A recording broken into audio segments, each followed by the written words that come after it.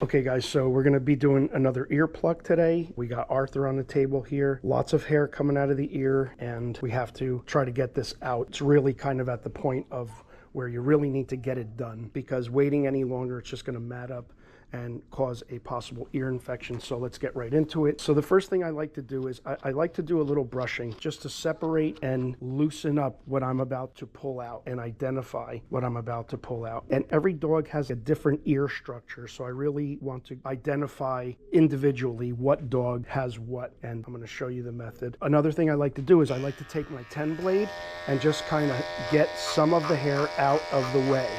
This will help me identify a little bit more, but you want to be really careful with that ear flap. Don't put the 10 blade right here. I'm just clearing out here, a little bit here, right? Just so that I can kind of now isolate what I have to pull out, because now I know that, you see right here, this is what I have to pull out. I got rid of a lot of the hair, so now I can isolate a little bit more. Let's get the ear powder in there. I'm using R7 ear powder. I'm just doing small, tiny pulls.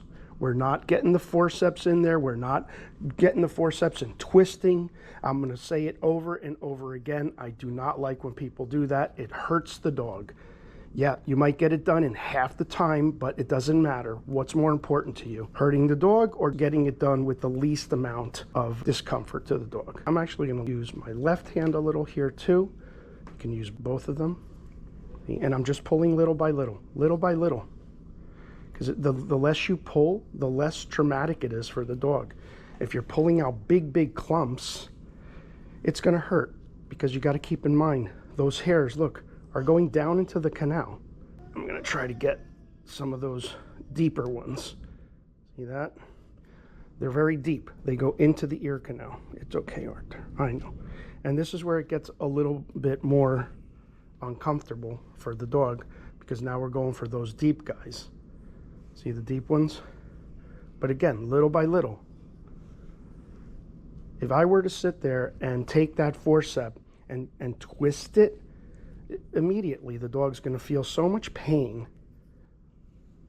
And on some dogs, I even opt to not even pluck ears. I have to do it in this because his ear is just way too congested, and I'm trying to avoid him getting an ear infection. But look at what we've achieved just with our fingers. Look at that, right? Look at that. Look at this one. See that? Look at what we've done in just a few minutes. But, you know, we have to clear out and we have to identify what and where we are, right? Okay, so now I will grab my forceps or my hemostats. I'm sorry, I always get that wrong.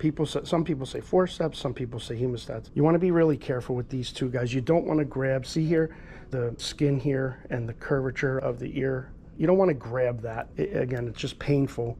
And the more you use the forceps, the more of a chance of that happening. Sometimes you don't even need to. We're really kind of using them just in the ear canal.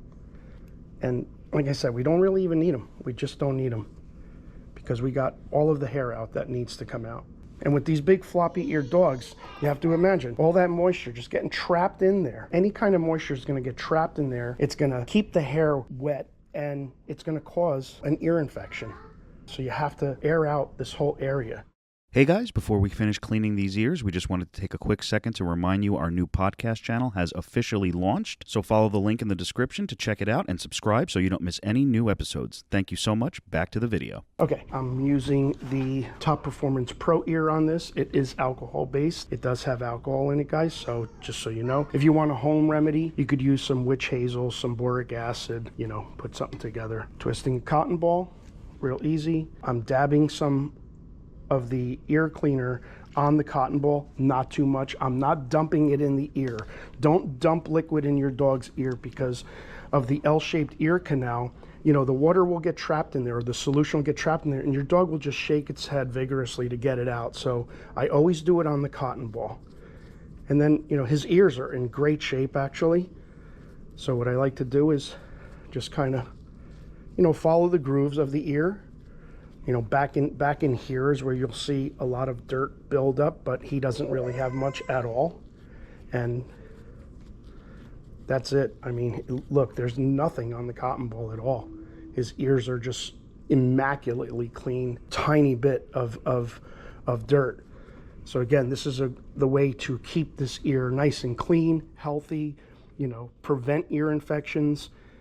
You definitely want to pull hair out on a dog like this. I don't do it on all dogs. This is my method. Like I just showed you, I clear out.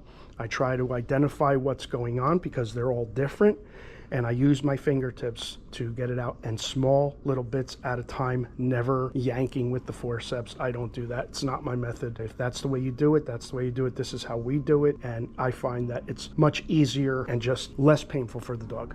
Give it up for Arthur. That's going to do it for this video. I hope it helped. If it did, hit the like button, subscribe if you're new, and we will see you in the next video.